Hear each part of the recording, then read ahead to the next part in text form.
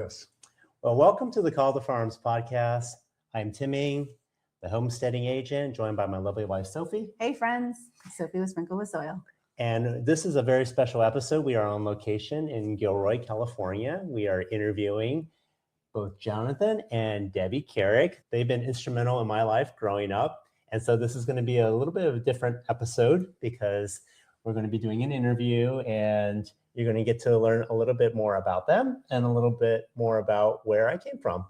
And they were both educators at Independence High School. Jonathan was my U.S. history teacher, and Debi was a counselor there. And actually, funny enough, Sophie was also at Independence as well, but she was not part of the teaching academy. And this is going to be a great episode because she's going to be able to ask some questions, maybe of how I turned out, but why is he this way? Exactly. But Jonathan and Debi have very interesting stories that I want to be able to capture. And so this is a great opportunity for us to do that. So Jonathan, Debi, welcome. Thank you. Thank you very much. Why don't you give a brief intro to our audience as to what you guys did?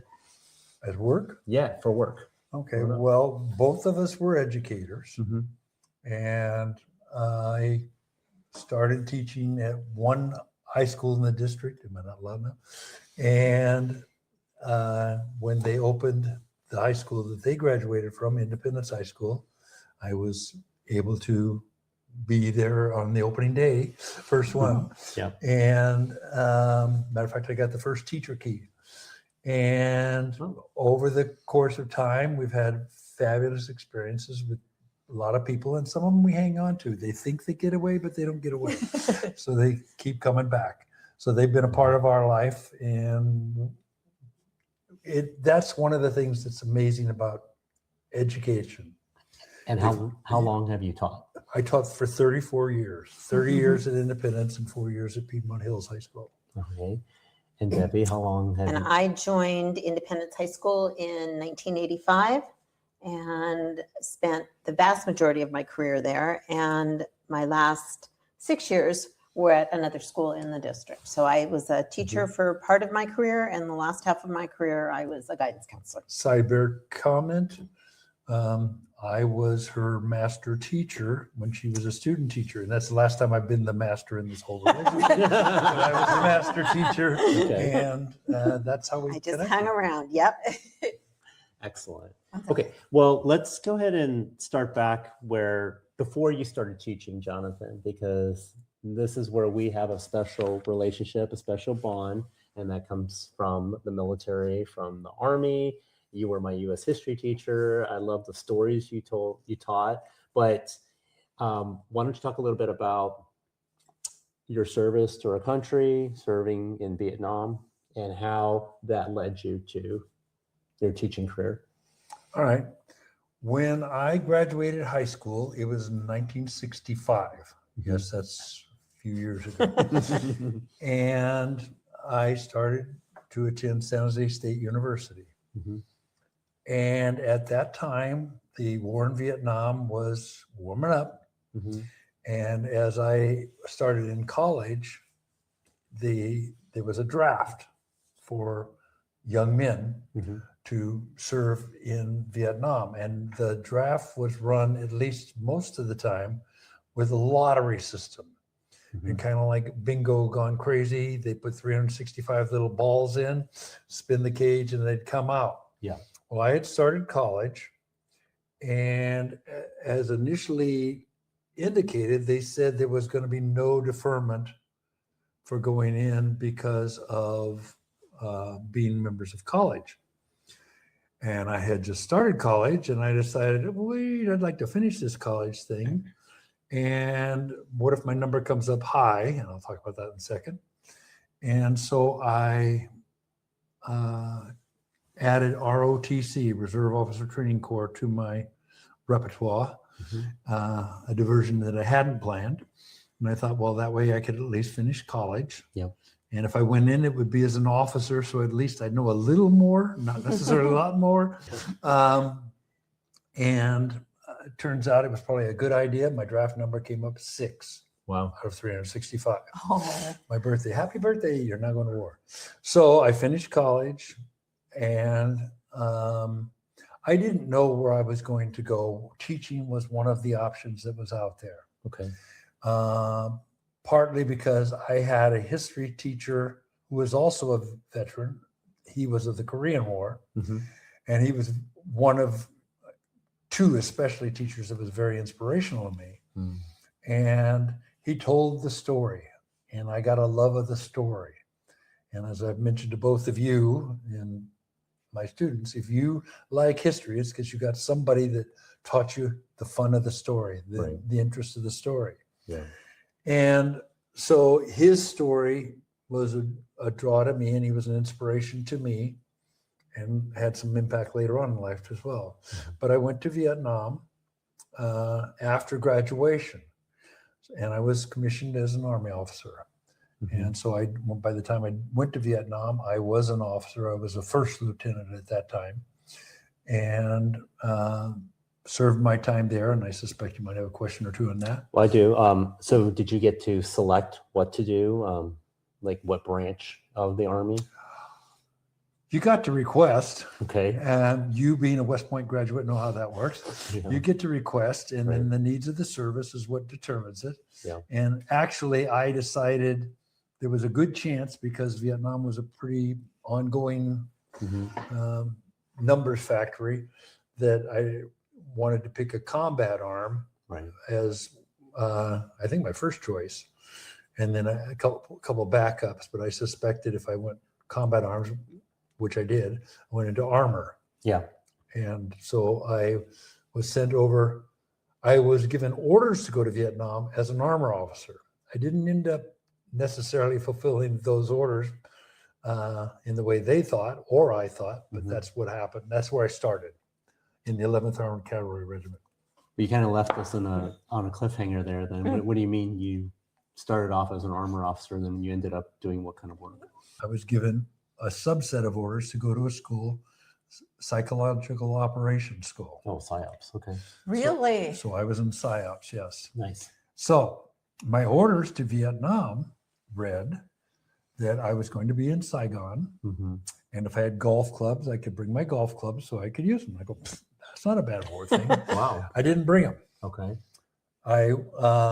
The whole first year I was in the service, I had been trained as an armor officer, and I did not get anything where I was with tanks. I became responsible for all of the fuel products for the armored division. Well, an Mhm. armored division without fuel products is kind of scary. As a matter of fact, Mhm. my first meeting with a new general there, he had us show up what it was like in the field, and he says, after I gave the presentation, he says, I like you. He says, we're going to be on a first name basis.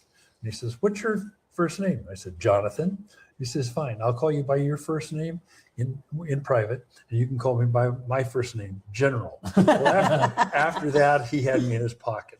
He was really good. But anyway, so I hadn't had any time. I'd had schools. I'd had Okay. this other project. And then I was sent to psyops school, Okay. officer intelligence school. So I go to Vietnam. I go to bed. I was as the first night there, and I'd been assigned to 7th Psyops Battalion, Saigon. Mm-hmm. At 5 a.m, I get a call. They came into the area I was sleeping Mm-hmm. and said, we've got an emergency request for a psyops officer Right. with the 11th Armored Cavalry Regiment. And my thought is, no golf clubs. But I had to get onto a vehicle to get at 5:30 to catch them in the field at 6 o'clock in the morning. And so I'm totally discombobulated. I've just flown all the way across the country, Yeah. spent one evening going to bed, thinking one thing, waking up another. Well, so I walk in there, and at the time I was a first lieutenant, and they needed a major, which is 2 grades up. Yep. And they go, oh, darn. we need a major for this, and you're only a first lieutenant. I was thinking you could promote me, but that didn't happen. They said, well, what else can we find you to do? Oh, you're an armor officer. I have that little tab. Right. In an Armored Cavalry Regiment. We can perhaps find something for you to do. So that's how I ended up spending the first half of my tour in the field as a platoon leader with the 11th Armored Cavalry. Okay. And how many years did you serve in 2 Vietnam? years. Oh, 1 year in Vietnam. 1 year in Vietnam. One and done. Okay. Well, And that'll come out as far as when I changed where my career is going. okay. Great. And I'm just going to take a little quick time out, and I didn't do a very good job in the very beginning, but Jonathan was more than just a high school teacher for me. Him and Debbie have been my adopted parents, and they've been mentors for me. Jonathan, you were there for my graduation at West Point. Both of you were there for our wedding. Remember your high school graduation? That's I right. was gonna And say- And I was even going to say, your wife's going to tell you about that. And even before that, you're right that you pinned on your set of second lieutenant bars at a teaching academy. Was it the honors night? It was like It was the honors night. for teaching And academy. we gave you a legacy bar Yes. as a goal. That's right. Because you were going to West Point. Yes, and you were there, and you were also there to help pin on one of those too Yes. at West Point as well. So that was very Yes. special. Sophie was there and witnessed it. I can't remember what night that was, but I was dating someone else. And I was like, who's this guy? And Why Why is he getting all getting this special attention? treatment and Yeah. attention for that? Yeah, so that was very special. So we have this bond more than just being the teacher to student relationship, but you've been a part of our lives growing up, from graduating college to deployment. before. Mhm. That's right. To our wedding, Wedding, to knowing our children, Yep. and both of you have been a part of all of that. So it's very special, and this has been long overdue to have an interview and just to hear from you both, and for Sophie to ask questions as well. But this is very special. No, for it's us. absolutely the best part of being a teacher Yeah. is the long relationships that you have the opportunity to make and to nurture. And yeah, it's been wonderful.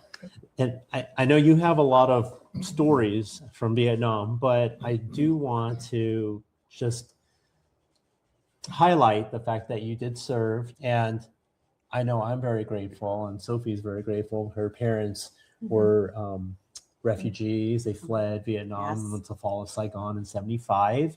And we captured Mom's story in the previous, there was three episodes to capture Mom's story in fleeing Saigon. But it wouldn't have been possible without your help and without all the other service members who served in Vietnam. So thank you. Yes, Yeah. thank you. Mhm. And that's something that I know as Vietnam veterans, came back to the States, they weren't as welcome back into society like I received that kind of welcome coming back from Iraq. Well, it's funny that you point that out, because the first person to greet me as I got to fix me. First person to greet me at Travis Air Force Base as I was waiting to be picked up was somebody just a little bit away from me, and I was alone waiting for my ride, and I don't know what that person was doing there, but I hear him say off the side, "Welcome home, baby killer," and hear him spit down on the sidewalk. And then I look around and I thought, wait, I'm the only one here. He's talking to me. And so, yeah, that was the thing. Whereas now, if you wear a vet, or I assume any vet hat, Yeah. you're going to get many people come Yes. up to acknowledge you and thank you. And of course, it's great when you come across people that were in the same time. Yeah, more times than not. And people of all ages, even very young, young people come up. And so it's really nice to see how Yeah. it's come full circle. That's really good. Although it's also shocking, I did hear not too many months ago, the first time someone say, "My great grandfather served in Vietnam." Okay.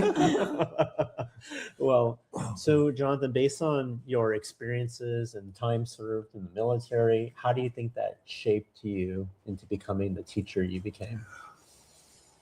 It's kind of an interesting story because one of the things that happened to me, if you travel and you experience other cultures, and a war obviously, hopefully is some other place, but is another culture. If you pay attention, you can get an appreciation for the lives and welfare of the people. And then after 6 months in the field, one of my colleagues that had been in the psyops school with me did something stupid and got volunteered to go back home early. And so I literally came in from a patrol and got told, you're going up to Da Nang, and we were over by Cambodia at the time, and you're going to be transferred. And I thought, what did I do wrong? And basically I went from a combat platoon leader to a 3-star general staff, and I was a psyops intelligence officer. Wow. On that level, I got to have a lot more interaction with people. Although we had done what they call in the CAV, they'd done med caps. We'd go in a village and bring out doctors and nurses and candy and spend time with the kids. Okay. So that part. We call that winning hearts and minds. When we were When that part, and took it seriously that way. Right. Okay. And when you came out of the service and you got into teaching, why did you go into teaching? And I had several options. I had been in Vietnam in 1970. Right. Going into 71. And I had several options I was toying with. And one of them, I had a very strong option, inquiry, some communications about a job in the State Department. Okay. But I was to be immediately sent to Germany for 3 years. And I'm going, I think I want to go home first. Right. And so another one, I had 2 of my former teachers that, including the history teacher, that were basically trying to recruit me to become a teacher. And I had talked to one of them before going, and I said, this is an option. He says, I'll get a slot for you to student teacher if you come back.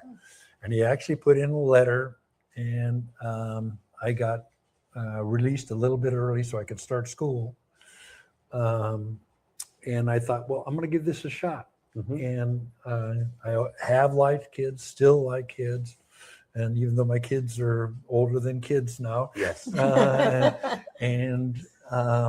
I thought I could do something here. I guess I had a summer recreation job with City of San Jose before going in.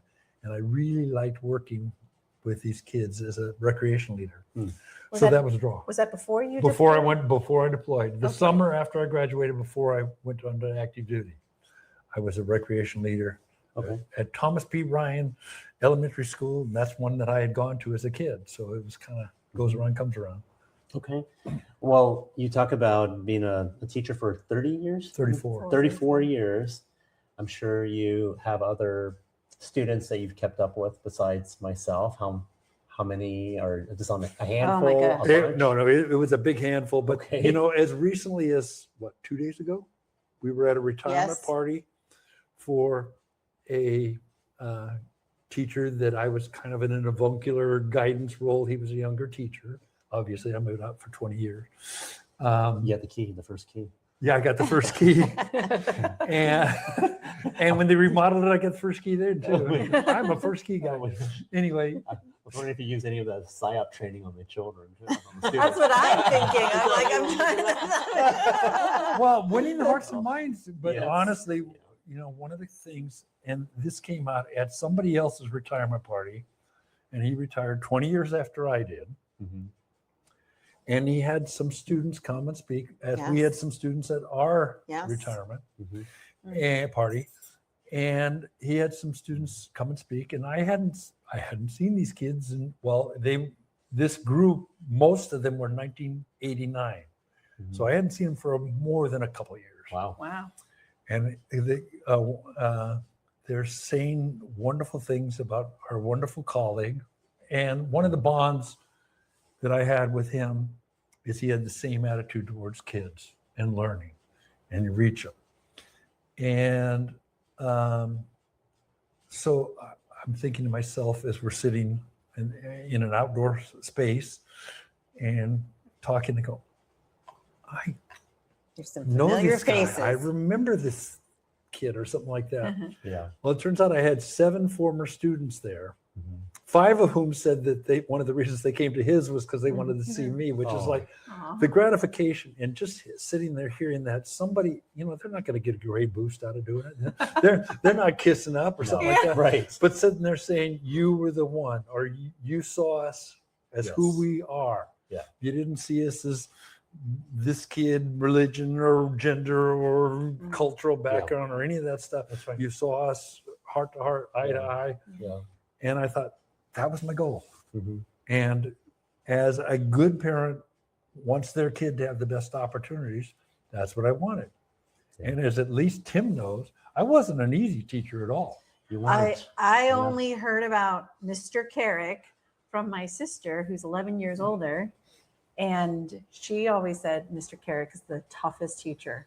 And so I did everything I could in my 4 years To not- avoid me. He was I think he was the loudest teacher. You can hear him. I, Oh, I have a good Okay. friend who was also at that Was- meeting. Was there something about a ruler that you would smack on the table? Behind you That's- is still the has- prop. Is Still the has the stick. stick. It's called the big stick. I Can don't you know. reach it?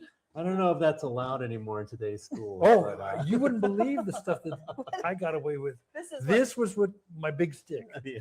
It was my hoe, Yeah. my musket, Yes. Yes. my my cannon, whatever. And one of the things that I would do, and I'm not going to do it on our table here because my Yes. wife will tick me off. Yes. But I would, if Yep. and I had my students, nobody was going to be more than 3 seats away from me. So I had a giant, I don't know if you remember, I remember. Mhm. It was a horseshoe. Yeah. and nobody would dare go to sleep in my class Yes. because I would slap Come this back and down smack it. on the flat of a desk Yes.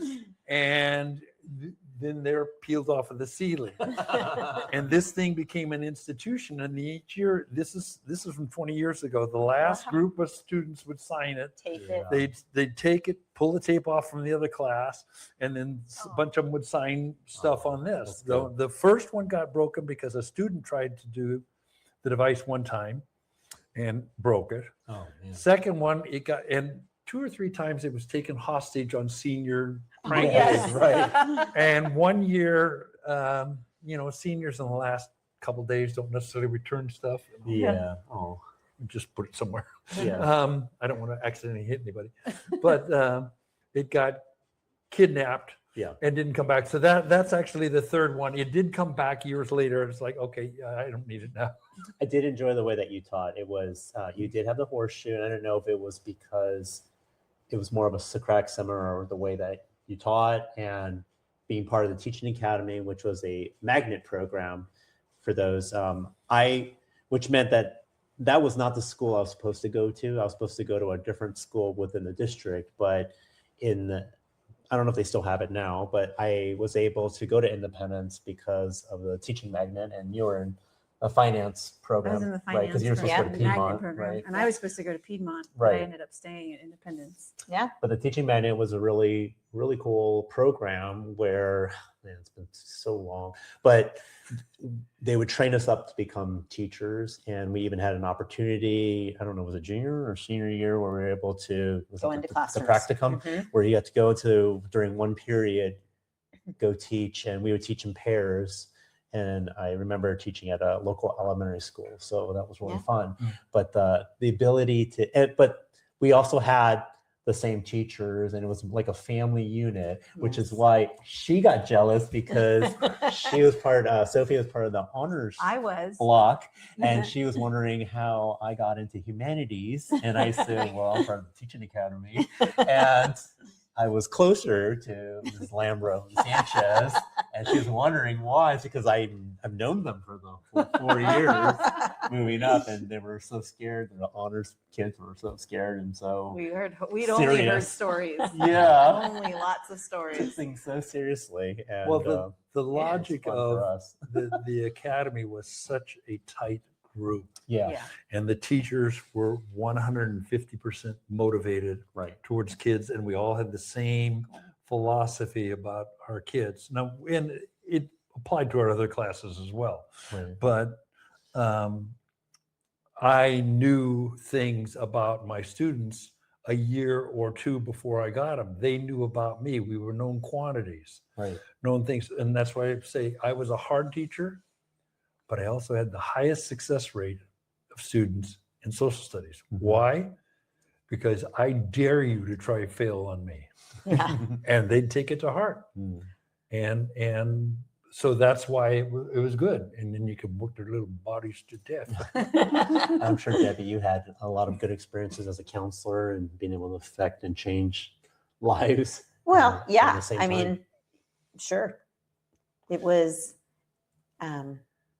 very rewarding, especially when you just saw how hard kids worked, and then they Mhm. had set goals for particular schools, careers, and then to watch them achieve those was wonderful. Yeah. I really enjoyed our time, and I know raising our own children, we both came from public schools and both went to Independence High School in San Jose, but Which apparently we found out was blacklisted from a lot of colleges. Independence was. And I think that we always say, well, we made it out okay. And I think it was because Tim had you and the counseling that we had available at Independence. I think we had 4,000 students at Yeah, Independence. almost. yeah, it was supposed to be a junior Yeah. college. Yet I believe, it yeah. still felt like a really small, Mhm. I wouldn't say as like our homeschool the way we do it, but like No. it still felt like a really small unit.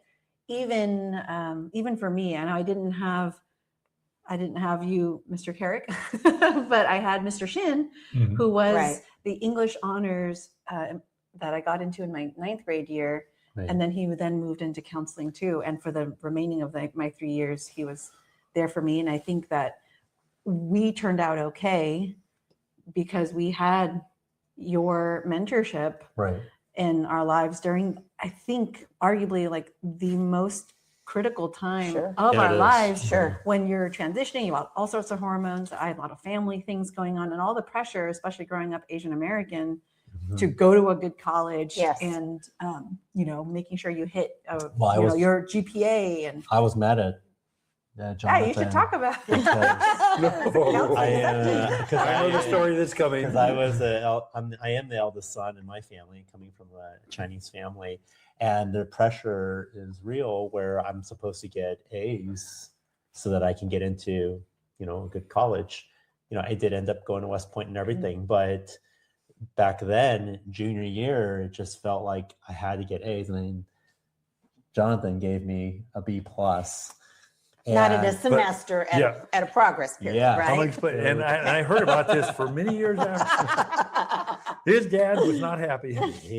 My dad raised hell on me to get that grade changed. And it was an interim grade. It was Right. not a semester grade, just so It was a you know. progress And grade. I'm saying, don't worry about it. There's so much more. Do this. Well, you say don't sweat the small stuff. Yep. That's one of your right. term- Yep, one of yep, your don't favorite sweat the small Yep. stuff. Yeah, And it's Right. all small stuff. it is. In hindsight, it's Sure. It's funny and And he it's did really get dumb. an A, by the way, just so you know. Yeah. Okay. Yeah. Yes, but it's not all about. But he had to grades. work for it. Yes. It's a lot of trauma. It's a I lot think of trauma. growing Well, up, what were the pressures of They're- adolescence yeah. in addition to education? Yeah. It's crazy. And we just got done talking to our girls, and we're like, "Don't even worry I know about." now we've Slow swung down. the Yeah. other You're way. those She's- people. Yeah, our eldest one, she goes, "Oh, I want to get dual enrollment credit at the college," and I'm like, "Where are you going? Don't slow down. It's fine. Yeah. Enjoy your journey. childhood now, journey. and you're gonna have plenty of time to stress out about adult stuff later. Just be a kid." But I'm interested in hearing both of your perspectives. Maybe it's just us as parents that we feel things have changed so much in the education realm, as well as school safety, just everything. And I don't know if it's just us getting older and everyone thinks that way when they get to a certain age about the newer generation, but what have you observed in the teaching profession? I'm sure there's always been budget cuts. So, they always talk about funding cuts on like music and things like that, or fine arts, but have you seen any changes from when you both taught to how things are today? Oh, yeah. The day that you leave, and I decided because I was going to get to have my newborn first grandchild for a couple days a week to retire a year earlier than I thought. Mhm. And I was leaving 5 years that had been unbelievably good, which included you. But I felt that, can I do this? I didn't want to leave, but the opportunity to have the grandparent thing was a good one. And I thought, I'll never miss the kid I didn't have. Right. And I did what I could for the students that I did have.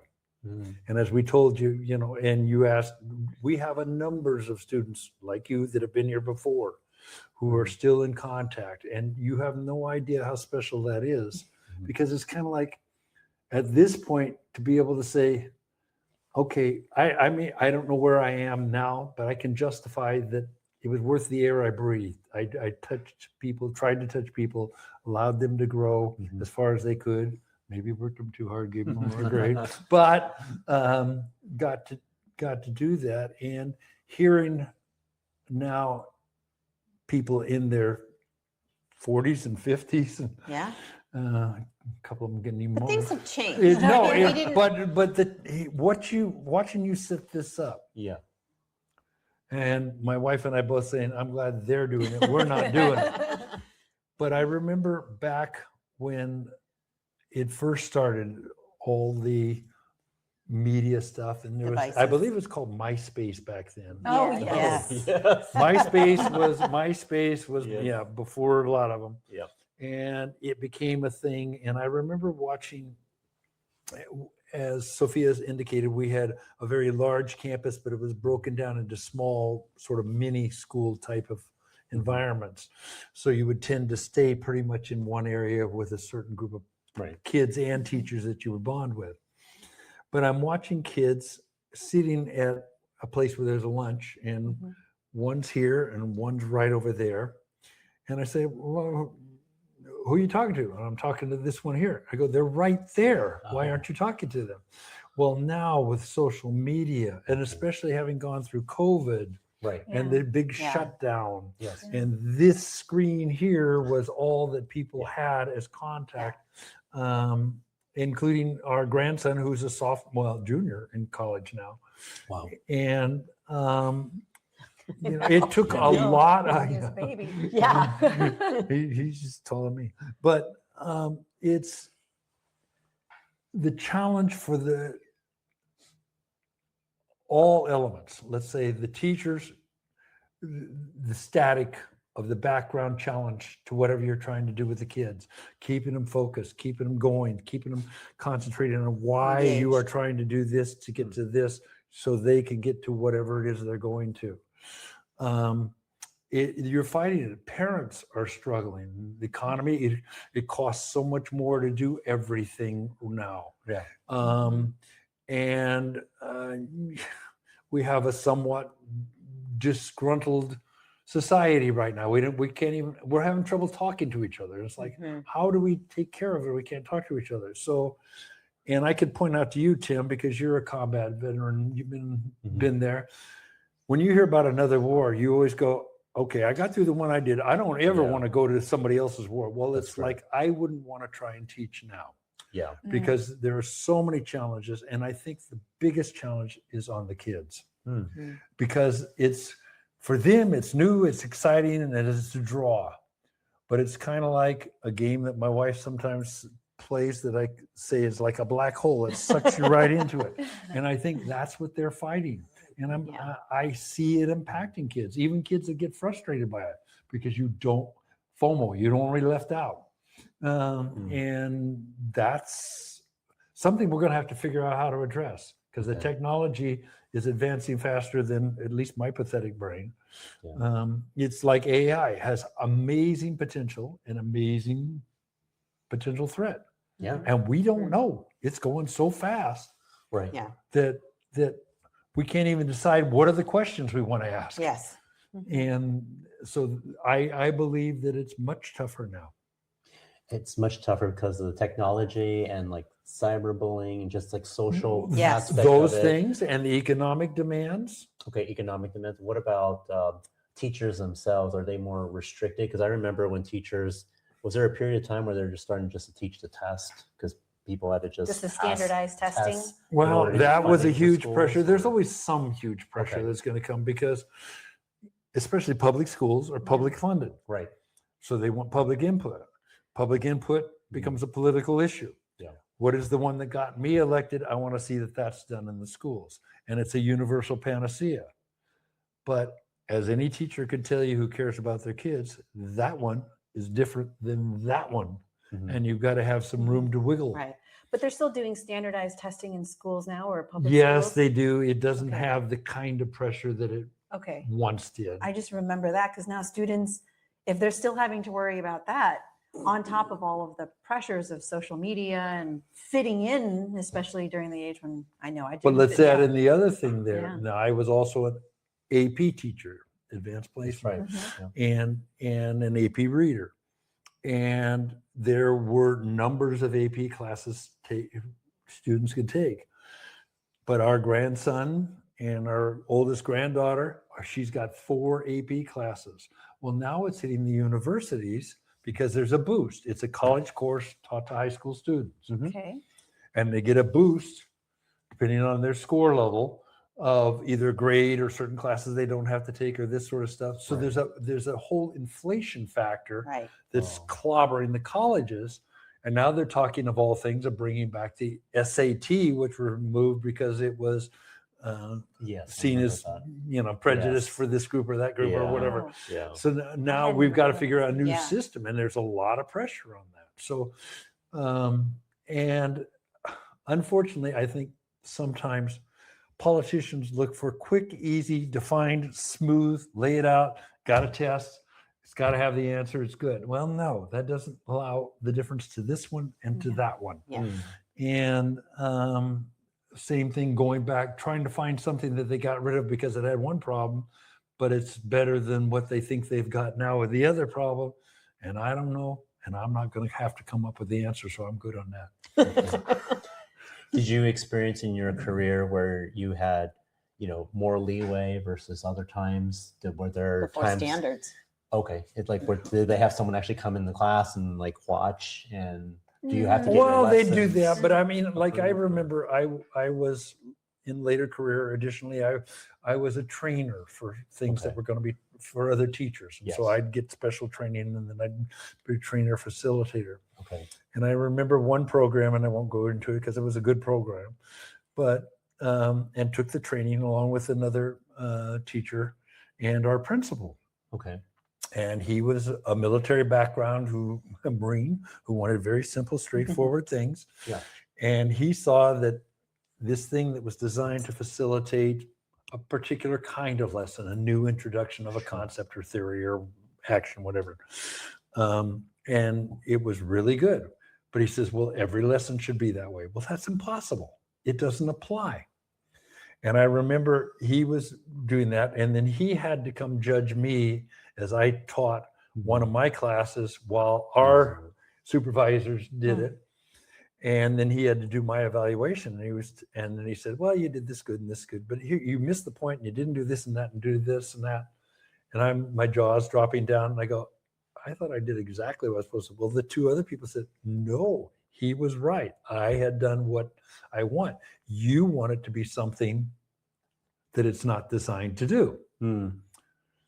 They bought the program, went ahead and tried to apply it and tried to force every square peg into every round hole Okay. and wondered why it didn't succeed. And it was a great tool Right. and that worked in a certain area, but it's not everything. And that's the thing. Yeah. I have a question, just because we're talking about teaching, but I felt like I had a lot of attention from you, and I'm sure a lot of the students did too. But there's this, it's not an adage, but like whether the saying goes that the teachers would spend more time traditionally on like the bad students, the ones who creates more attention and is disruptive towards the rest of the students. And your classrooms were pretty large, like 30 or so students. So how did you 37. 37? Wow. At one point. A lot Not of all. points. How did you address that? I would those always issues? have full classes, even Yes, when you other people would. did Yes, not, you and you would. know Yeah. that. with me trying to avoid taking. I know. I had people beg to get in. I mean, that sort of thing. But it was like, Did you have students like that? And how would you deal with that so that it wouldn't disrupt? or take all right, I'm away? going to answer that on two levels. One, you're half right. Okay. The other challenge that goes is some teachers would only teach to you, the Okay. elite students, the ones who, that really got it, and the others are ignored. Okay. My thing was they're a kid and they get as much as they can to lead to them having success in wherever they choose to go. Meet them where they're And like at. the teaching academy actually recruited 13-year-olds from 8th grade under the premise that you might want to work with kids in an educational experience. What does a 14-year-old know about teaching Yeah. Right. other kids? And yet that academy, 70% of their graduates for the first 15 years, I'm not following anymore, but went into something where they worked with students, Yeah. young people. Yeah. Wow. Not all teaching, teachers. Yeah. Right. but something where they were working with kids. So the 13-year-olds made a decision that the now 40 and 50-year-olds are doing. It's like, oh, okay. So there was something there. Right. But I also always, I had AP classes and I had the teaching academy. And if you want to say elite, yes, because they're focused and drawn and especially nurtured by a group that's working together in a national program and whatever. I always took, once or twice, I couldn't if we had too many APs, but I would take a generic class, often with as many extra special ed mainstream kids as I could get. I wanted to stay real. If I only taught to those who were high driven, high success, high parent motivated students, then I will lose contact with the reality is. So I would always draw that. As a matter of fact, 1 year, 3 years, she, who was a special ed teacher at that time, would come into my class and we would take an extra number of special ed students. And we team taught in the class. Yep. Same period, same time, same students for 3 years. And it was totally successful. That's the thing. And some teachers, and frankly, there should be no teacher who doesn't love kids in teaching. Yeah. Right. And if I had any power, that's what I get. I also teach a lot of them to tell the story, but that's another story. But it's really important. And I was always afraid if I got on the one, I might burn out or I'd get disillusioned or not able to cope. And by doing that, kept me real. Okay. And Debbie, why did you choose to go into special ed, and then what led you into guidance? Oh counseling? goodness. Special. That's a so journey. 'Cause that takes a lot of teaching patience. for me came in a different route. When I graduated school, my degree was really something for it was for social work. Okay. And so I decided not to do that, but was working as an instructional aide in a school setting. And after a couple of months, I said, oh, I could wake up in the morning and do this. So then I pursued my credential. My first credential was a social science credential. So that's how the two of us connected. And at the time when I finished that, there were no jobs. So I substitute taught for about a year. And then I had an opportunity to, there was a great need for special education teachers. So somebody I knew said, you might consider this. And I thought, okay. So then I went back and got a second credential, and that's how I got into special education. Okay. But, I had the opportunity to do science, which was not my background, but what was great about it is one of those subjects that lends itself to being, Active. to having labs, activities. Yes. And when you have this large spectrum of students that, may have writing issues or reading issues, that are a lot of them I would think are kinesthetic learners. So when Yes. you can, when you're doing the activity, it's a really good learning tool. So I had a lot of fun with that.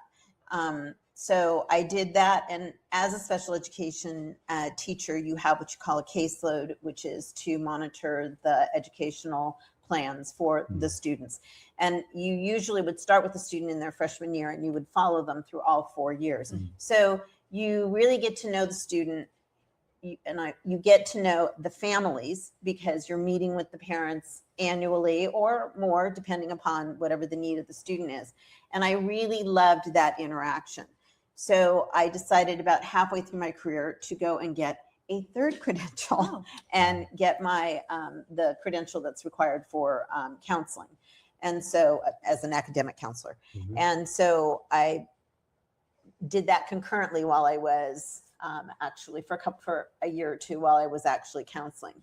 And, you know, as a case manager, when you have a caseload, you're also working with the counselors and the teachers. And so it was a really good, it was an easier transition for me because I had already had those interactions with those varying groups of people within the school. So that's how I got there.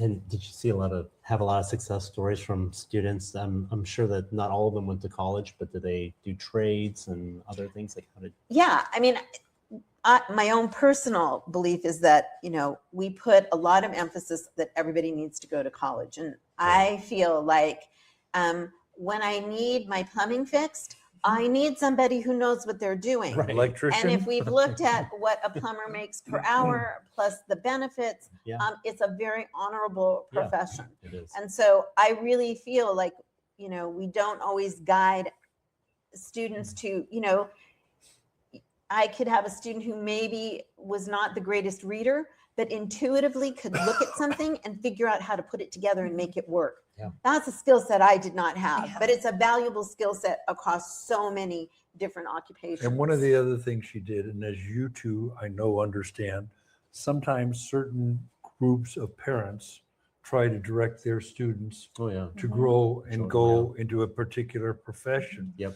And one of the things that she would try and support is developing an awareness that there's maybe another course that might allow this child to aspire to the life they want to lead, Well, you as all opposed to wanna when be- you want to lead. Yeah, I mean, I truly believe I would say to students, what is your passion? And then find a way to earn a living, you know, through that passion. Right. And I just, you know, through a good portion of my career, our caseloads were so large that, you know, it was really hard to have, you know, and really develop those relationships with students. Because your big Seniors goal and graduation. your big goal is to get everybody across that Graduation. stage. Right. Right. And what does that take? And then, you know, you have kids at all different levels. Right. And so you have the students who are high achievers and they'll come in and that's great. But, you know, everybody needs to get across that stage. Yeah. So I felt at points, you know, that was a very challenging part is that I felt like there was not enough of us Yeah. in order to really give everybody what they might Oh need. my gosh. I can't Yeah. even imagine how Yeah. difficult of a position that might be. I mean, we chose to homeschool, and even then, I feel like that's not, you know, even we're not enough. And Yeah. it's just 2 students, Right. Right, and we're the parents, so you think that we're invested in it, and we try to give them the best. But even then, you really do need the one-on-one love and attention that we as humans. More than once, she had a parent say, "You don't know my kid who's a sophomore or a junior." And it's like she's worried about getting those seniors across that stage, Right. and others that have special needs, and then those who are inspired by their own drive or their parents' drive Right. that are coming in and nickel and diming. That took 122% of her Yeah, time. I yeah. know because we never got out of there even when I was retired until much later. Right. But it's kind of like, well, if your student doesn't know me or I don't know, I know the name. I saw him once because I had to meet him here and do this. Yeah, but my Why thing was can't always, that student come in to see yeah, me? my position was always, my door is always open. I am Right. here after school every day. Yeah. You know, or there's a thing called, filling out a form saying I need to see you.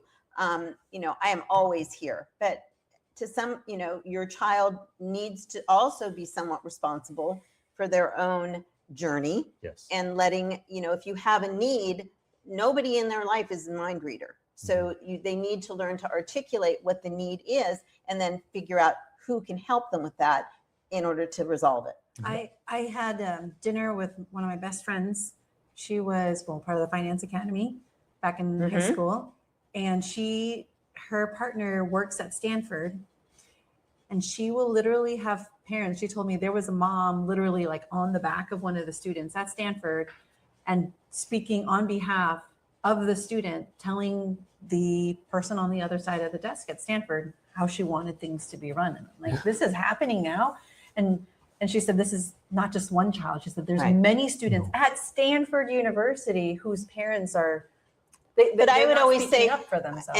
and Or I the would have- parents are looking for the child's success to reflect on their success. yeah, but I think the thing I would like to, I tried to point out to parents is, it's all, if you feel you need to come in to advocate with your child, that's great. Yeah. I said, but you will not always be there. And when your child gets to college, if your child doesn't give permission, they're an adult. Right. So you are doing them a disservice by always intervening for them. If they come here and they don't get the answers to the question, or you feel it is somewhat in some way deficient, Yeah. then come in. But what you're teaching your child is how to advocate for themselves and Right. how to figure out how to resolve the problem, because there will be a time in their life that you're not going to be able to run that kind of interference. And then what do you have?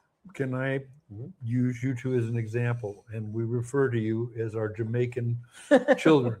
Yeah. And Jamaican, not a disparaging thing, because in Jamaica, it seems like everybody's got 5 jobs doing this, and they have changed We get that a and lot. added and done. And We never heard of a Jamaican, No, like but- being Jamaican until yeah, I get it, because I love the fact that they're going to make it work. And Yes. same thing with you, and you've rediscovered, and what you thought you were going to do Mhm. on that honors night in Independence as a senior on your way to going to Yeah. college and your way to going to college is probably not exactly what has come out. Matter of fact, you didn't even like him at that time. He's taking all this It's the air out of the journey. room. It's the journey. Yes. But, and I think you don't feel you've found your total way yet, because it's a journey. It's a life journey. It's evolving. Yeah. You probably did not imagine being in Tennessee in We've 2001. 5 years ago, yeah, even. we've Yeah. had a pivot, and we're like on our 3rd or 4th career. That's right. I was counting 13 or 14, but it's But I think of your generation, I don't think that's uncommon. No, is it? I don't think so. Yeah. And I think almost now because of AI, people are saying you actually want a non-linear path in your career. You don't want to just stick with one thing, because as AI comes and starts Then to what? take over, Yes. what are you going to do? Yeah. And so everybody who's more specialized, even doctors, now are threatened. Yeah. And so you do have to have kind of a Jamaican mindset Yes. of having a non-linear path and More and, resilience. and being more resilient and able to pivot. Yes. It's- And that's a skill. That- And that grow. is that is And a grow. skill. And grow. Yeah. as I Yeah. get experiences and capabilities, Yeah. and I'm willing to take on challenges. Yeah. And sometimes you don't seek them, challenges come your way, That's right. but I'm willing to embrace and try to do the challenge to live our lives. And that's a goal. Well, that's where getting back to the counselor, somebody deciding at 13 for you what you should be for the rest of your life. That's hard. Yeah. Even when kids are having to declare majors to get into colleges. Right. And it's I think because schools are more impacted, at least in California, we have not built new campuses, and it becomes more impacted. And so the ability to change majors and all of those kinds of things, I I mean, I think is probably more difficult, certainly than it was when we were in school. Wow. Yeah. You have questions? I do. As former students Mhm. at the school and as homeschooling parents, I still feel like we're new to this parenting thing, only because we've hit like the teenager stage. We're about to have 2 teenagers, and I feel like, what am I supposed to do? But one of the things that Tim and I always say is when we look at the generation ahead of us, because we work with a lot of home sellers and people who are selling their homestead, we always tend to ask, like, we know those parents who were successful by their adult children wanting to spend time with them, like willingly wanting to spend time with them. Mhm. And I want to ask, because not only do your children continually to contact you, I think still on a daily basis. They both just call them just while we were here. Exactly, Yeah. right. Yeah. But not only, and Great. we're just randomly here, Yeah. Right. We, Yeah. they don't know that we're here. But not just your own children, but you have us who willingly want to Right. be here and spend time. And we're just one of many of the students that you've said. Mhm. What is your secret? How do The you, secret sauce. what is the secret to getting your adult children? But because it can't be when you've already seen them off at 18. It had to have been something that you've And instilled. by the way, that's a scary transition too for a parent, just so you know that one's coming. And you think empty nest, and yet it's a whole different world. It is, Yeah. yeah. I think the same thing that I said back for a student in my classroom. You listen and you don't judge. You try and You mean as help the them adult? problem solve. This Yeah. I'm talking about you're transitioning your child to an adult. Mhm. Or I'm sitting there when I've got a 60-something-year-old asking me, what do you think I should do about this? I'm going, I don't know. But When I I think grow up, there's- I might have the answer, but here's what I hear you saying. And have you looked at this and you looked at this? And trust them to think. Mhm. Trust them and listen to them. But I also think kids go through a period of time where you don't know, you don't understand, and they just kind of discount. But then I think in a family where there's a lot of support and they come back around. At a certain point, our kids were like, oh, maybe they have something to contribute to this. And so I think it's something. Yeah, you go through that stage where you don't know anything, you don't understand, but it comes back around to where we are now with our kids. And I was speaking with you earlier about you're going to get dumber and dumber for a Yeah, while exactly. with your kids. Mhm. And then at that point, they get ripe in experience. And then where you really see it is if they adapt their life to include some of those things Yes. that reflect your values. And you go, it did actually get into them. Yes. They did actually hear. And once the brain cooks, and that's about 25, that's always and the biological thing. When the Yeah. brain's finished cooking, then you start appreciating, oh, there's a lot of challenges in this adulting stuff. What's Yeah. going on? It But I isn't think as it's easy. I think raising children today Yeah. is very different than when we were raising our children. I think there's way more challenges. There's way more pitfalls that you have to navigate through. And so I don't know that everything about how we did it is really transferable and applicable today, just because I see the challenges. as The being scary part is it's moving so Yeah. fast. Yeah. Our technology is beyond our sociology. Mm. We don't know even the questions we should be Yes. asking until, oops, is this good or is this bad? Mhm. And that for me is the scary one for you as parents, your children, and should they have any children, because the pace of change Yeah. is so fast. And change is not a bad thing, but change that you're not in any control of and is taking you along is not necessarily in any way a good thing. Mhm. And that's Yeah. kind of my fear. Hmm. That, and it's not just us in the educational field or us in this country. I think it's something worldwide is moving so fast. Right. And we're not sure, what do we pull out of this? What do we cherry pick out of this? But at the core, even your grandchildren, even Jonathan now, who's almost finishing up college, which Halfway we knew through. him when he was a baby. Yeah. I remember one of the things that you said, as grandpa, I always remind him that I'm the safety Yes. officer. You're right. Yes. Safety boss. Safety boss. That's the only thing I'm in charge of now. Yeah. Yes. Yeah. But that now you said he's still hanging out with you, loves, and Yeah. not just him, but his sister too. Yeah. And regardless of all the technology that's changing. No, but I think it's because we've stayed involved in their lives. And it's Where- about them when we're with them. Right. And I think, yeah. And you're going to find out the grandparent gig is a great one because, like a teacher, you're parenthesis and locus. In that location, you got the responsibilities and your privileges, I guess, of being the parent because of the school and the legal issues. But as a grandparent, it's, hey, what are we going to do? Yeah. Where are we going? You know, And you listen to the parents and they set guidelines. right. But if they trust you, they're not going to be so rigid. And we don't violate and do a lot of that stuff. But we don't buy our grandkids a lot of quote gifts. Mhm. We help towards college. We've got an adventure coming up We have for our youngest yeah. granddaughter. We do We adventures. do adventures. We call them adventures. And So so instead of a gift, I mean, it's a she's gift. not looking for something. But "Oh, it's not, we No. want her to have an memories experience. of things An like experience. her first train ride was with us, what else have we try and think of, sometimes she has input and she'll have something she really wants to do and we'll do that. But we try, we just want her to remember and have experiences with us that she is always going to have. Like, I remember the time.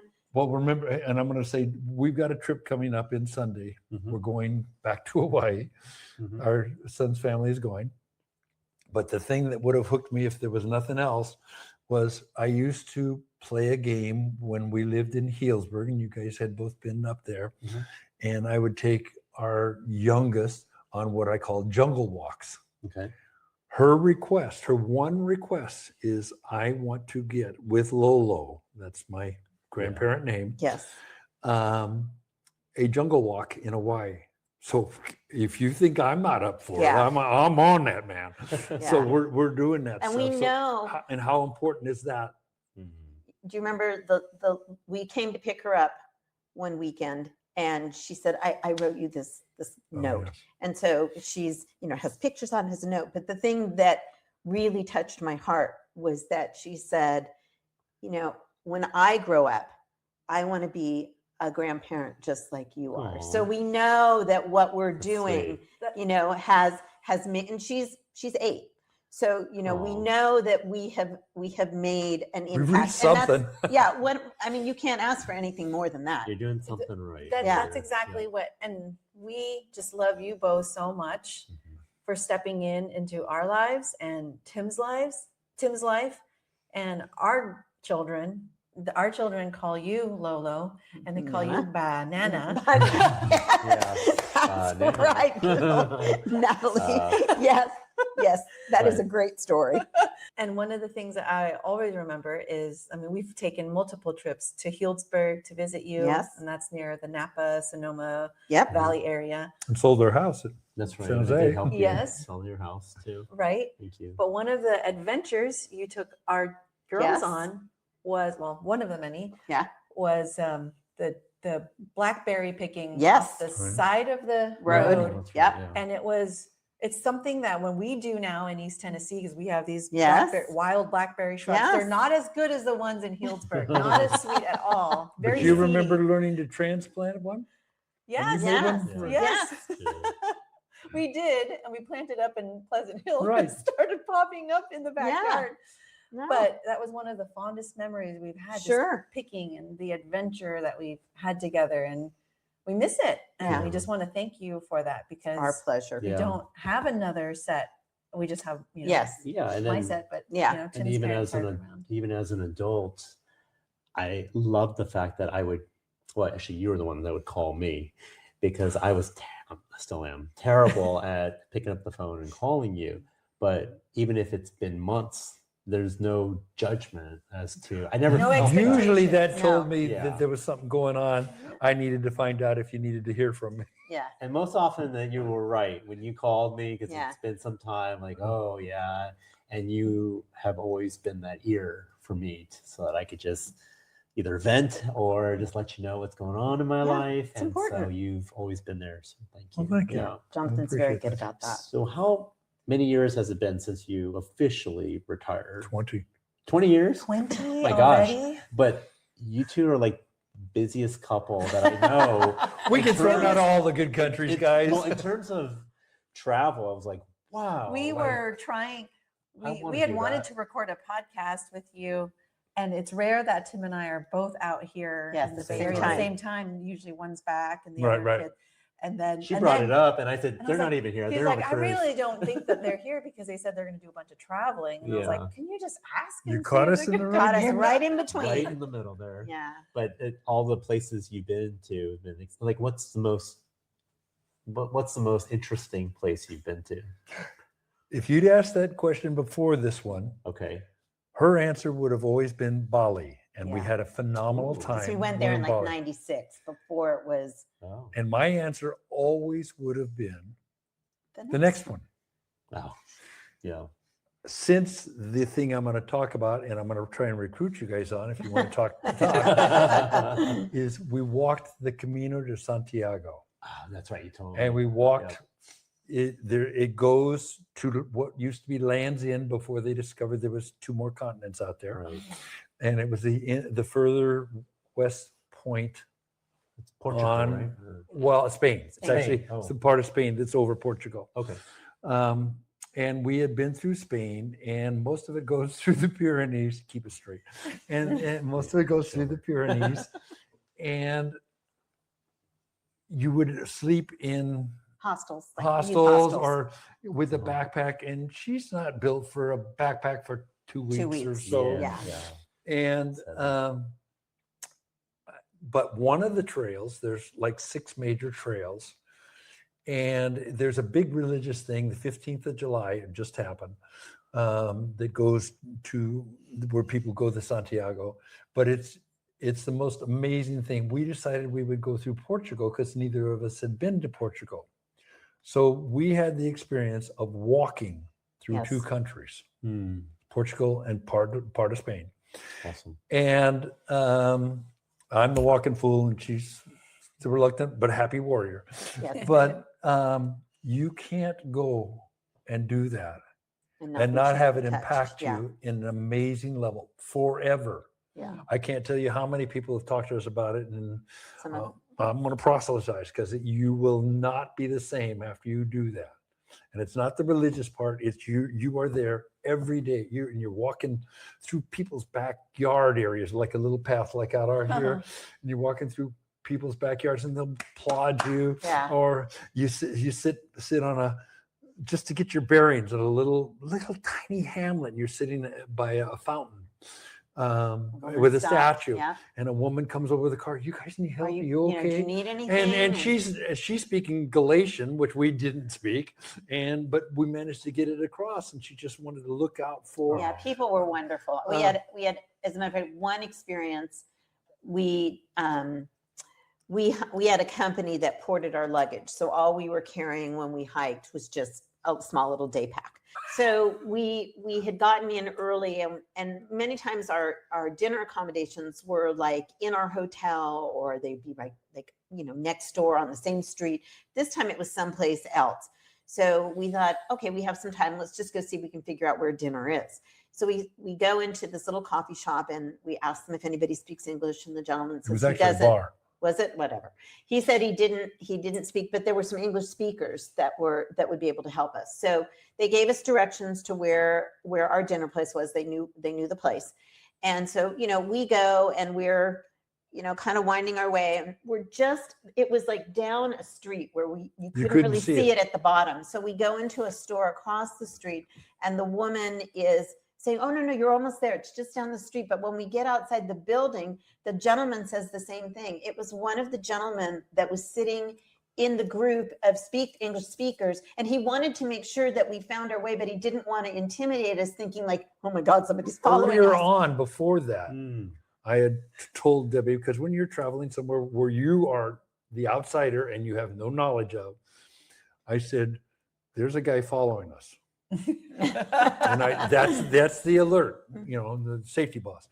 That's the alert. Debbie, there's a guy following us.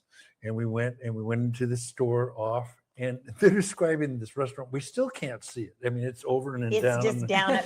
My But point the guy, being is and that he said, "I just wanted to see you made it I wanted to safer." make sure that you got there and that you Oh. found So he it. followed us as we're wandering around through this town just But to make we- sure but these people were just dumb old so- Americans don't get lost. So gracious. And then you just, you meet hikers, because some of the areas you go into don't have a lot of accommodations. So it's not uncommon that you would see somebody on the trail, and then they would show up at your hotel that evening, and you would see them Or you'll there. see him the next day. Or on you the see them trail. the next day. Wow. So it was really an amazing experience to walk through a country, How and long was that again? 2 weeks. 2 weeks, 167 miles. 68. Wow. She I always I shorts in get a it wrong. I mile. want to round off and say Yeah. 165. And I had to train for it, because I'm not, it's not something where you just decide one day I'm going to do this walk, because some of the days, you could walk 12. I think our longest day was 22 miles. One Wow. day, there were 2 days that had pretty good climbs. And that was the thing I was most concerned about, because she's not the hiker. Yeah. And it turned out one of the days was a real challenge, because there were rocks we were going through that are much taller than either of us that we had Well, to get up. and it over. was just such And an I would incline. always let her lead, So I could pace. except that day Yeah. I was in the front, because I'm going stroke. You got to get up here. You can do this. You can do this. And we had to go over part of it another day, because remember, that was the one where Right. They did drove us. Yeah. Anyway, so it was, that challenge, but you run into people from all countries. Yes. There was some poor, what was she? She was a Swedish woman that followed us that one time. Oh. The one time we made a mistake. Made a mistake. I know you're going to find that hard to believe. We made a mistake, but we're on a trail. Because you didn't take your phone, and there wasn't an app there probably is now, but it was all maps, and it's marked. The way we were going was marked with yellow arrows. So a lot of times you would On be a walking, rock or a tree Oh. or a looking fence for the arrow. it's not like each, say, county or whatever Yeah, would have their maintains. own way of maintaining it. Yeah. And Right. the fact was, it had to have an arrow and it had to be yellow. Matter of fact, the first day we wanted to get Yeah, they guidance, send us the wrong and they were way. sending us the wrong way, because there's To a blue Fatima. trail too, the one going to Fatima. So there's a blue trail, and they said, "Oh, you take that." And that was at the Interest, where they're supposed to know this stuff. Oh, man. But we figured it out and survived. But there was, I had injured myself in the garden shortly before the trip, and I had my knee had swollen up, partly the flights and the walking Yeah. on cobblestones and stuff. So one day we're going, and there was a map booklet as a guidebook, but it's reverse. So in other words, you had to go look at everything backwards because okay. it was designed. And as you know, map reading can be fun when you're doing Yes. that under pressure. But we come up, and there was one little village that we're going through, and I said, "Do you need anything in that village?" And she says, "No." And I says, "Well, there's a path here that goes, and it's sandy, and I won't have to go through the cobblestone. Are you okay with it?" "Oh yeah, we're good." So we go walking along, and we're supposed to end up Wrong path. at a river. Oh. And we get up and see the water, and Debbie goes, "Oh, there's the river." And I said, "Debbie, that's the ocean. Oh, no. What do I know? We aren't where we're supposed to be." Oh, no. And it turns out, and according to the locals, because I said, and one of us is willing to ask directions. One I'm of us is terrible. not so good. Figure at this out. that. So I'm going another country. If I got to do sign language, where am I, and how do I get back to where I belong? Yeah. And it turns out the guy spoke English, and Helps he out. cracks up and he says, that happens all the time. He says, this is one place on the trail where they need to indicate that this is a Not- divergent path Yeah. Oh. Not that's part of the also associated with, but not the same as. Oh. So And he got us a cab. so he got us a cab, also English speaking, and they had picked up somebody else the And week his before. question to us was, he says, well, do you want me to drop you off like a couple blocks from the hotel? Because he said some people, don't You're like not to let supposed- people know that they actually had to get Oh a my cab. God. And I'm No, like, but you're not no. supposed to, you're supposed to actually legitimately walk the Right. distance. Right. Okay. And Wait, what do you what get? if you show up in a You cab? can't Uber. What do you get at the end? Like, You I'll get- tell you. I'll tell you in a Okay. moment if you ask that. But when we go to do it, the guy says, "You want us to drop you off?" And I said, "Look, we walked a couple miles beyond where Yeah. we were supposed to. I'm not going to take the 3 blocks you took off the tour off of mine. I did my walk. I got my walk in." yeah. And of course they Because accept you that. get what they, I guess, I don't know if it's, Compostola. I know that's at the end. I don't know if but- they call it a passport or whatever. Sure. But Stamp. along the road, you have to get at your hotel, we'll stamp it. So that Ah, when you no get to passport. your final destination, in order to earn your Compostola, you have to go through 2 stations, right? You got to go. Minimum. You Which got to is what go we at did. least 6 days. Oh, okay, whatever. So, and then the year that we were there, it was a special year. It was 800 year of Wow. St. Thomas Aquinas. So we got a second. So we got, you know, and if you want to get that one, you got to wait another 750, 60, 86, whatever. But you would get the one Compostela. And- It's a certificate, or yeah, it's a yeah, certificate, and it says that you completed it. Cool. And Very nice. but there's the whole thing is like, well, I'm the hiker, right? Yeah. And she's in watching TV one day, and she's not. It's not that she doesn't; it's not as much, shall we say?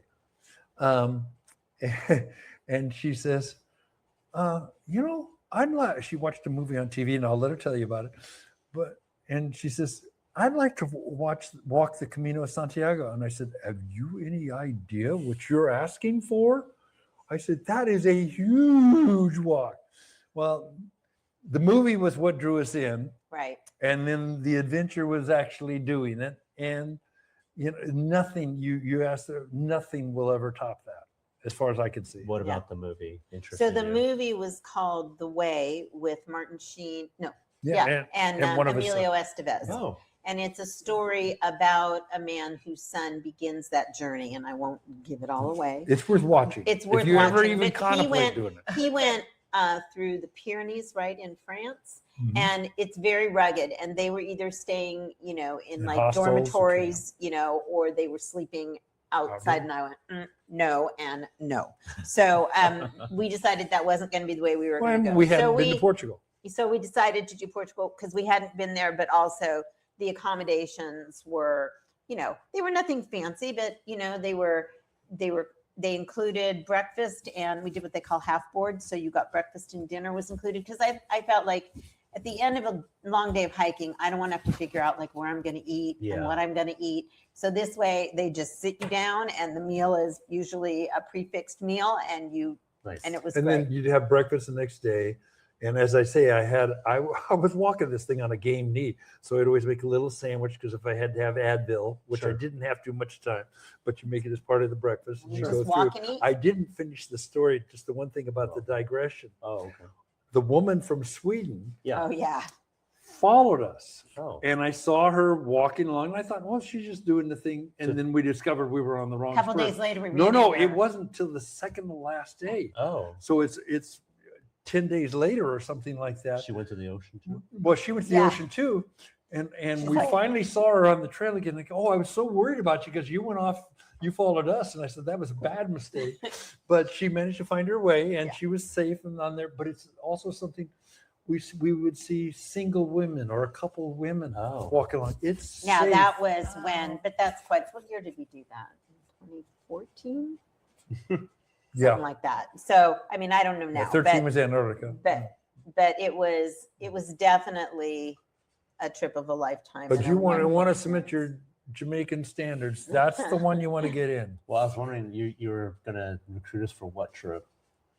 No, that one, that the trip. Camino. That was Yeah. the- You walked the walk. No, I mean, we've been to every continent and all those countries, and you talked but about that's the that. one. Yeah, But that- that's the, Wait, I and thought we you were had gonna- an amazing experience in Antarctica, Okay. and et cetera, et Yeah, cetera. we've been very fortunate. I mean, Yeah, blessed. but But it's like life impacting. Yeah. Never had a Okay. trip Nice. close to that. Okay. And we've had several people that were inspired to go do it Yes. by this Wow. idiot talk. We'll have to go check that out. Now, so you've been traveling and it's been really fascinating, really interesting. Every time I come and visit you guys, you always tell we have me new stories. about stories. where you're going. I thought you were and- going to recruit us on the next Amazon. That's trip. what I thought. I thought you were gonna do. But But you want to go to Egypt? We got that one coming up. that would be really The interesting. Maritimes? We're going Yeah. to the Maritimes? Now you did have a bout with cancer. That Yeah. was well. That's been what? 2016. Oh I got gosh, it in that 2016, so it's long 10 ago? years. It was And before COVID? Oh, Yes. I only felt like it was like a few years ago. But I didn't Yeah, really no, know. that's Well, 10 it was years. 10 Yeah, years so ago. we've made the But that was a near-death experience. Oh, it was Tell a little when bit, if you don't mind. no, sharing I don't some of mind it. sharing because I call myself a born again, and I'm not talking about religious stuff. I survived some stuff in Vietnam, and I survived a cancer, both of which I shouldn't have. Okay, I'm gonna take it. And every day I wake up on the right side of the dirt, it's a good day to start to do something. And some days more, some days less. But I that's was what going to it is. ask, how does that change your outlook? Yeah. Oh, absolutely, absolutely.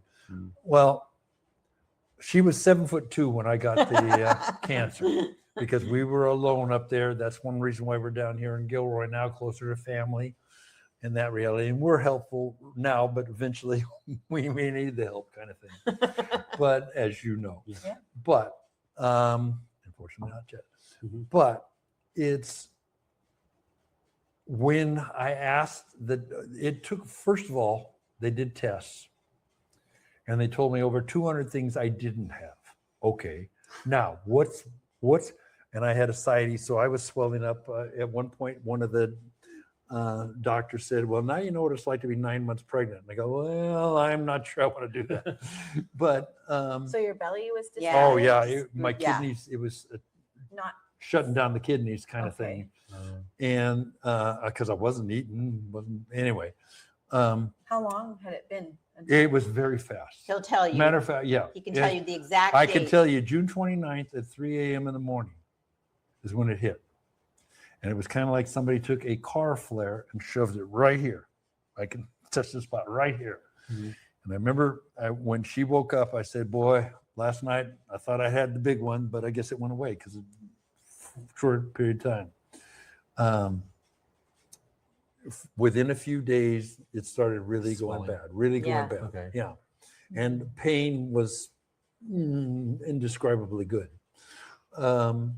And at one point, when they finally got to the point, and I remember the one who was the oncologist who took care of me, at first it said, you know, I can't do anything for you. He says, I'm hoping it's a cancer because I can help you if it's that.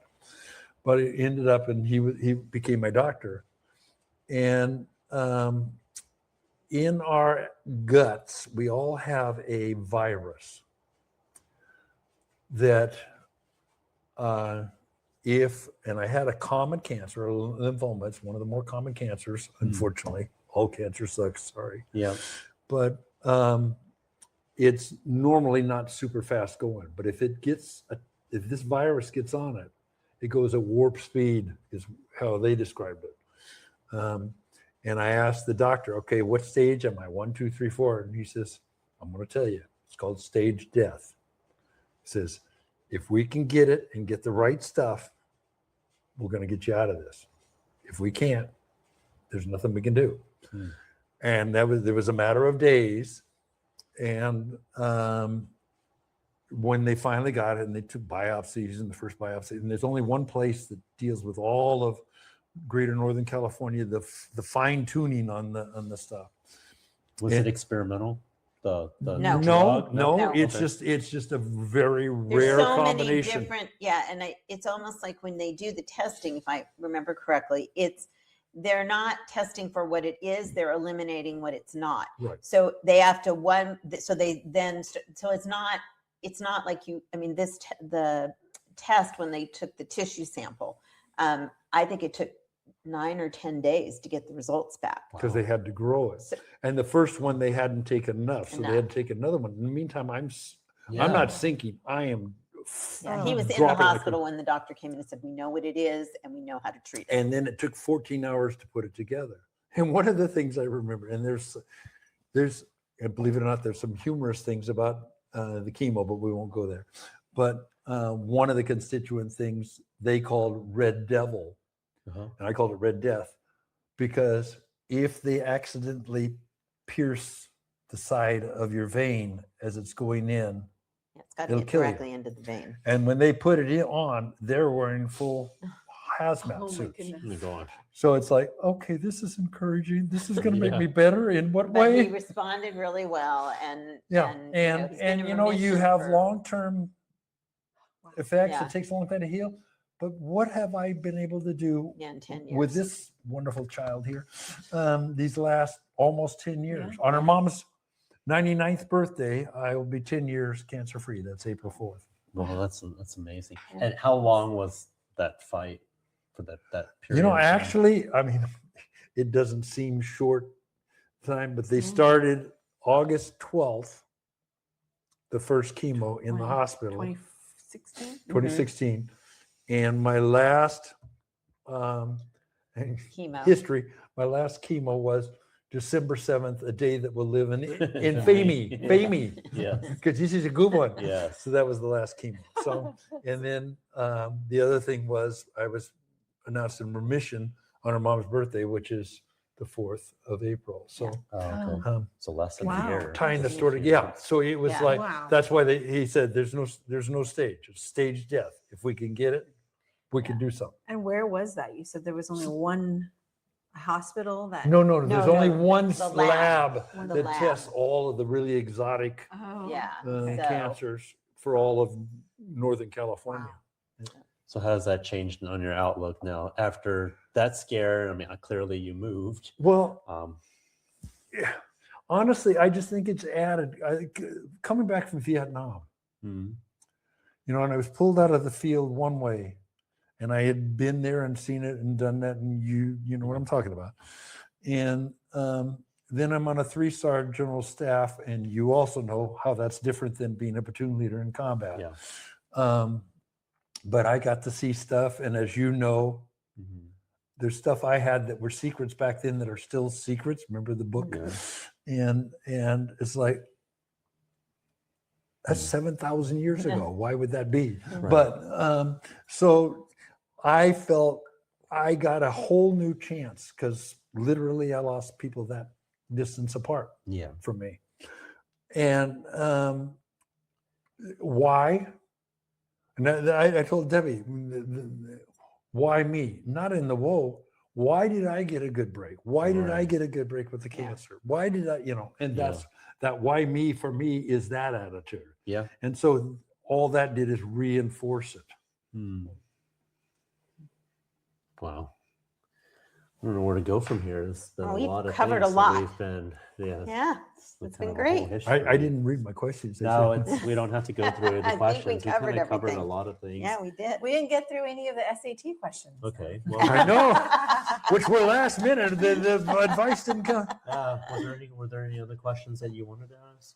Well, yeah, my last and only question that I Okay. have for you, Jonathan, was how was Tim as a student in high school? Oh, that's one of the ones down there. Oh, was it? Well, except for incessantly bugging me because actually I didn't hear about this till you were in West Point. It was afterwards. Right, it was in West Point. Yeah. You were at West Yeah, Point. yeah. What? I'm That, so mad that at you, he was but- mad at me. He says, you know, I was really mad at you for a while in school, Like, what? but I had seen him before remember I told you that I could see my students. Before They he knew got me them. and I knew them. Yeah. And the ones that stood out as, oh, that's somebody I want to work with. That's somebody that'll make it we can do something with. It's kind of like an AP student. My students that scored a 5, I never considered that was me. Mm. Somebody was going, and it's a scale of 1 0, I guess maybe if you don't Five, show, yeah. okay, but 1 to 5. Mhm. If you get a 2, you know that's where you're Yeah. slated. That doesn't do anything for you. But if you're able to get a 2 to get a 3 or a 2 to get a 4. Okay, that meant we had a connection. That meant they got the message and they knew how to do it. Yeah. And so that kind of success. Well, Tim was one of those, and he was driven by something else sitting on his shoulder too. It was. But I got a 3, but I didn't go to any of your studies for I AP know. because I was because he mad at didn't you. want to do the homework. I was at that that's time. another example Yes. of So you being mad at missed the- someone and hurting I missed yourself. out Missed on the those. breakfast. And Yeah, I heard about it afterwards. Yeah. And it was so fun. I'm like, Oh yes, we have it. We used to have on Good Friday was a day we used to have off, and we used to have a practice AP review at our Yeah. house. yes. And it started with a couple You're dozen terrible. students. The high point was 85 students. Can you and imagine you've been in at that that house. I have- 85 The students in Denton that. home? Yeah, in the sitting Denton on the home. I mean, it's stairwell, filled sitting- outside. A couple of them were in the garage. We had 3 million shoes at the front door. Daniel put out a sign that said "Shoes for sale." You shoes for sale. That's her son. But Yeah. he was one, and that was a disappointment that you didn't take that, but you were in the other. So, but Yeah. a lot of the teaching academy students, I also provided additional training so they could Yeah. take the test. We did. But he decided there was other things more important than those. Well, I so- feel like I missed out on that. So Did I you think actually we made take up it? for it. What's that? Did you actually take the I test? think I Oh, you did. did Yeah. take it. I did- Okay. I think I took So you that took one. it I think without I did. having got the a 3. benefit Yeah, I got a of the 3. class. I mean, he was that good I a mean, student, I know, but I'm just saying. but you took could it- have been a 4 or a Yeah. 5. You took it without having the benefit. You're not of- Asian at all, Jonathan. Well, you had that kind of A impact. dang on- B plus. You got a B plus. How Well, did I you do did. I did major in military history at West Point, There you so go. it's like I really enjoy Yes. history. So thank you. Well, anyhow, what other questions did you have? That was it. Oh, was that it? Was that the Yeah, answer? that's it. Well, there was Awesome student. who disappointed me because he only got a B plus, Oh my and God. because he didn't take the AP reviews. I'm glad we stayed in touch. Yes. So And grateful. then I look back and it's so silly about those things. But- What we worry about back then is just Well, you a had some lot of extra help on emotions, that. and so It yeah. wasn't just. But that's your how work. we evolve, right? Yes. It's all, I mean, you learn from that and then you move forward and you do things differently the next time. So it's, Yeah. yeah. Well, this has been so grateful. I know that we've had many, many late night deep conversations. I remember in the Healdsburg home. Yes. And I'm glad that we're able to get a recording of this for Yeah. the future and for the girls to listen Yeah. to Lolo and Banana. Okay, the funny part is because Ba is the name of grandma. That is grandma. That is grandma And Vietnamese. Nana is And Nana. what And you that's what I go by. So- So When Natalie was 3, she Yes. put it Put it together, together, that Banana. it should actually be out of respect. yes. Banana. Yeah. We went with that. And we went with Yes. that. We loved it. Yeah, it was so And fun. that's my best grandparent name. I love it. But this is priceless for us too, Yeah. because this is. And now we'll have to subscribe so we can Yes. we can catch up on everything we've missed. Oh, thank you so much. Yeah. We really enjoyed Yes. our time, and we enjoy popping in and allowing and Yes. catching you guys when you guys are here, Yeah. and allowing us to come back into your Well, lives. thank you Oh, for we including encourage us. you to come back anytime you're in the Yep. area. Thank you. Thank you for always keeping your door open It's open. in class and counseling. And Yes. still, we're learning from you and we're still getting counseling from you, 25 years later. So we thank you so much. Yeah, just it's such an impact that teachers and educators have in our lives, and you guys have really helped shape our lives. We want to thank all of you who've been listening in, and if this has been impactful for you too, please feel free to share it out with your family and friends, this episode, and be sure to like and subscribe to our channel. Until then, stay healthy. Thank you. Bye, friends. Right.